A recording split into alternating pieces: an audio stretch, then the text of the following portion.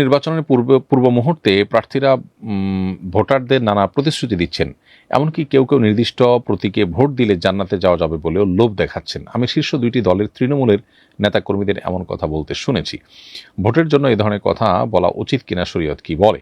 প্রথম কথা হলো যে জান্নাত বা জাহান্নামের প্রতিশ্রুতি দেওয়ার জন্য কোরআন হাদিসের ভাষ্য প্রয়োজন।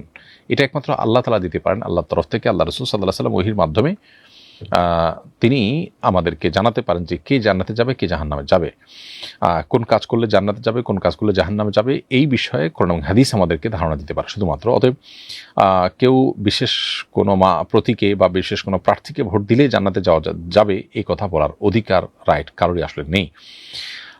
অতএব এরকম বিষয়ে প্রতিশ্রুতি দেওয়া বা এই ধরনের কথা বলা একেবারেই গর্হিত কাজ। এটা ইসলামিক দলগুলো মধ্যে যেমন আছে, যারা ইসলামিক দলের রাজনীতি করে না, অন্য সেগুলো দলগুলো রাজনীতি করেন, এরকম অনেকে অনেক প্রতিশ্রুতি দেন যেগুলো অবাস্তব।